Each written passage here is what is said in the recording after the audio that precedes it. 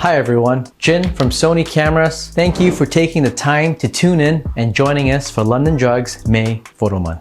Be sure to check out londondrugs.com for all the details on the great photo contests, which includes a great prize from Sony.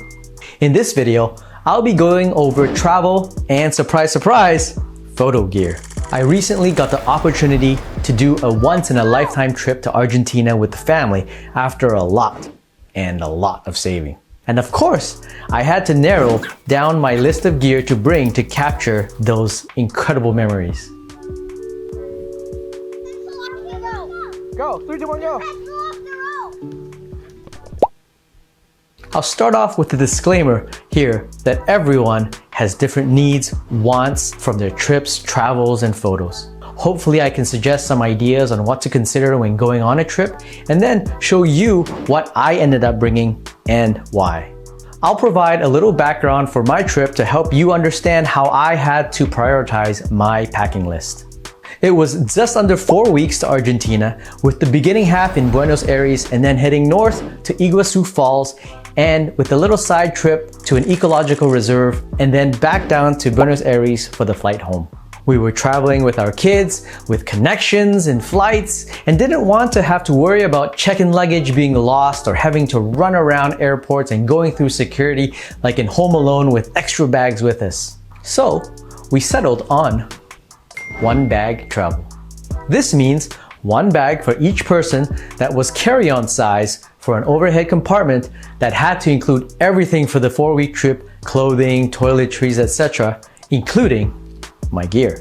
Now here are some of the main considerations I went through while prepping, and we'll dive a little deeper into it after I list off the 4 main ones. 1. What type of memories are you trying to capture? Is this a family trip with lots of people photos? Or is it a landscape vista, wonder of the world trip to Machu Picchu where you want to capture the grandness of it all? Or is it a nature trip to the jungles of the Amazon to capture all the amazing wildlife? These different scenarios need different types of equipment to capture. Cameras or lenses with longer focal range will bring you closer to the action. Cell phones are great and can capture a nice meal or maybe walking through a bazaar, but a toucan zipping by at incredible speeds would be a challenge and requires different type of gear. 2. What do you want to do now and possibly in the future with those captured memories? Are you the type to print a coffee table book of your adventures? Or are you like us? We like to do that and also throw some images up on the wall. While cell phones and others are great for viewing on a smaller screen, they don't offer the same versatility and flexibility in printing or cropping into a photo if something is just too far away or maybe not framed quite right. Also consider that while you might not want to print or view in a larger size now, you or someone else like your partner, grandparent, or friend might want to. 3. Where are you going? Are you going off somewhere off the beaten track? Does bringing a roller case with heavy gear or items down a narrow cobblestone street in Rome going to give you some trouble? Do you have anywhere to charge your tech? We're talking different voltages or maybe different outlets. Is it risky to walk around with items that could make you a target? Is it wet, humid? Something simple like going from an air-conditioned hotel to outside in a tropical country that's warm and humid can lead to condensation on your lens or in your devices. And finally, 4. How much do you want to carry with you? And are there any travel restrictions for where you're going? If you bring a lot of tech, can you fit it all into your carry-on? Otherwise, you'll have to check expensive items which could be at risk of getting stolen. Some countries even prohibit items such as GPS devices. I have a backcountry SOS Search and Rescue InReach Mini, which isn't allowed in certain countries. Drones are also popular, but the rules and regulations concerning them are about as clear as mud sometimes. Always check local laws for any restrictions when considering what tech to bring. So after all the deliberation, here is my photo loadout of the trip. I brought my Alpha 6400, an APS-C camera that's known for its compact size and weight. The APS-C sensor is better in challenging low light conditions versus something smaller such as a cell phone. This camera also played a role in the lenses I brought, as they were variable aperture lenses which are impacted slightly more by how much light is available.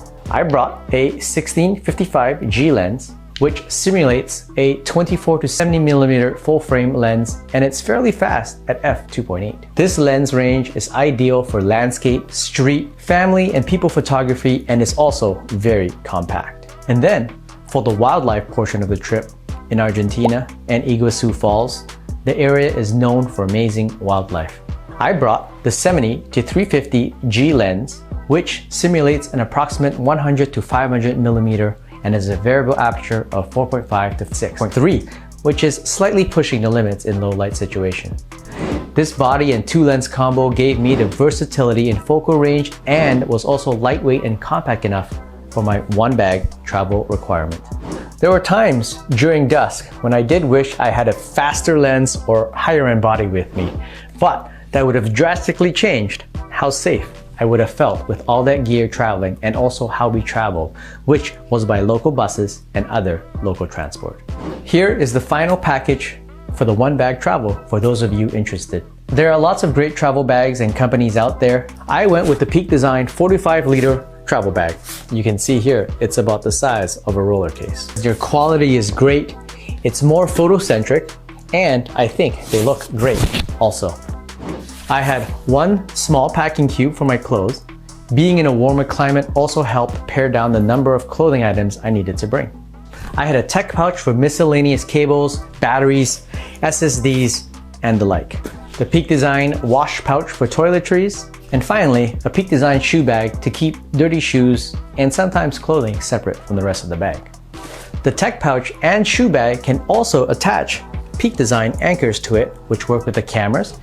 And when I arrived at my destination, I had this sling to use for day-to-day activities. Anything that can do double duty on the trip will always save you space and also lead to being more productive. That's it. I hope this video helped, and may your next adventure be awesome. Talk to your local London Drugs photo expert to learn more of anything I talked about today. Thanks for watching. Please consider liking and subscribing if you want to see more content. Feel free to follow my photo adventures on Instagram as well, at Sony Shooter Jin. Let me know there your thoughts, what you shoot, and what you would like to see in the future. Happy shooting!